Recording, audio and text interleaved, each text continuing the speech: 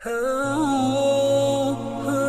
رہی ہے، اور یہ قرآن خوانی ہو رہی ہے، اور یہ 10واں ہو رہا ہے، اور یہ 40واں ہو رہا ہے، اور یہ برسی ہو رہی ہے، ان کا کوئی ثبوت نہیں ہے کتاب و سنت کے اندر، یہ بدعت ہو گئی۔ تو اسی طریقے سے بدعات ہیں۔ البتہ یہ ہے، اب اسی طریقے سے ہمارے ہاں ایک نئی رسم چلی ہے، آپ یوم پیدائش منا رہے ہیں، سالگرہ کر رہے ہیں، یہ مغرب سے آئی ہوئی ہماری رسمیں ہیں، یہ کوئی صحابہ کرام سے حضور سے تو ثابت نہیں ہے۔ تو ان چیزوں کے اندر بچنا چاہیے ان سے۔ البتہ یہ ہے کہ ایک ہے کہ جو سائنس کی ڈیولپمنٹ سے، اب کوئی کہتے ہیں صاحب پھر آپ ریل گاڑی میں سفر کیوں کرتے ہیں، وہ تو صحابہ کے اور حضور کے، یہ سائنس کی ترقی سے جو چیزیں آئی ہیں یہ بالکل دوسری چیزیں ہیں، ان میں ثواب کا معاملہ نہیں ہے، یہ تو آپ کی ایک ضرورت ہے جو پوری ہو رہی ہے۔ وہ آپ ہوائی جہاز میں سفر کریں، ٹرین میں سفر کریں، کار میں سفر کریں، یہ جدید ترقیات ہیں، ان سے فائدہ اٹھانا ہے اور ان کو استعمال کرنا ہے، تو یہ اور بات ہے۔ لیکن دین میں کوئی نئی چیز جو حضور اور صحابہ سے ثابت نہ ہو اور اس کو آپ حصول ثواب کی نیت سے کریں، وہ بدعت ہے۔ اب جیسے مثلاً حضرت عمر رضی اللہ تعالیٰ عنہ نے اپنے قدم کو بدعت قرار دیا۔ آپ کو معلوم ہے کہ حضور کے زمانے میں تراویح کی نماز کا کوئی رواج نہیں تھا، حضرت ابو بکر کے دور میں بھی نہیں تھا،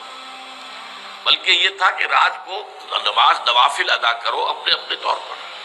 قیام اللیل اپنے اپنے طور پر۔ تو اس حوالے سے تراویح کی نماز کا جو ہے باجماعت یہ حضرت عمر نے کیا رضی اللہ تعالیٰ عنہ۔ ایک دفعہ آپ آئے اپنے دور خلافت میں، مسجد نبوی میں دیکھا کچھ لوگ ادھر کھڑے ہیں، کچھ ادھر کھڑے ہیں، کچھ ادھر کھڑے ہیں، کچھ ادھر کھڑے ہیں، اب ایک ایک جو حافظ ملا ہوا ہے اس کے پیچھے قرآن سن رہے ہیں، پڑھ رہے ہیں۔ تو آپ نے کہا کیا یہ اچھا ہو ان سب کو ایک امام کے پیچھے جمع کر دیا جائے؟ اچھا کوئی اول شب میں پڑھ رہے ہیں، کوئی دیر میں پڑھ رہے ہیں، حضور نے 3 دفعہ جماعت کرائی اس رمضان کی رات میں، تو وہ تہجد کے وقت کرائی ہے، وہ عشاء کے ساتھ نہیں، جو ہم تراویح کہتے ہیں کہ عشاء کے ساتھ ہی 20 رکعت ہم پڑھتے ہیں، یا اہل حدیث حضرات 8 رکعتیں پڑھتے ہیں، اس لیے کہ حضور نے تو صرف تہجد کی جگہ پر پڑھائی، تہجد کی 8 رکعتیں ہوتی تھی حضور کی، تو 8 رکعتیں آپ نے پڑھائی۔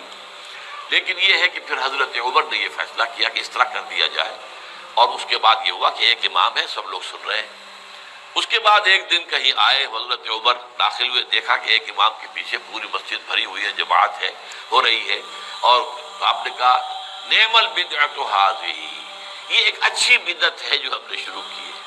تو اس سے بدعت حسنہ کا لفظ عام طور پر لوگ لے لیتے ہیں، لیکن یہ واضح رہے کہ یہ حق جو ہے یہ خلیفۃ المسلمین کو تو حاصل تھا،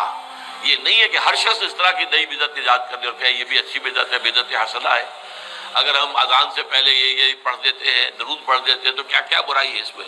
کوئی بری بات تو نہیں ہے درود پڑھنا، لیکن بھائی نہیں، یہ قرآن اور حدیث سے اور صحابہ کے عمل سے ثابت نہیں ہے، اس لیے یہ بدعت ہوگا۔ اس لیے جو چیز جو ہے اس طرح کی، لیکن حضرت عمر رضی اللہ تعالیٰ عنہ یا کسی اور خلیفہ راشد کا کوئی فیصلہ ہو اور وہ گویا کہ پرانے طریقے میں کسی چیز کا اضافہ ہو رہا ہو، تو وہ ایک علیحدہ بات ہے۔ لیکن ان کے بعد کیونکہ اس میں یہ ما انا علیہ و اصحابی، تو اصحاب حضرت عمر اصحاب میں سے ہیں، اور اصحاب ہی نہیں بلکہ آپ جو ہے خلفائے اربعہ میں سے ہیں، خلیفہ ثانی ہیں، تو اس پہلو سے ان کی بات علیحدہ ہوگی، لیکن کسی اور کو اپنے کسی کام کی شروع کرنے کو بدعت حسنہ قرار دینا یہ درست نہیں ہے۔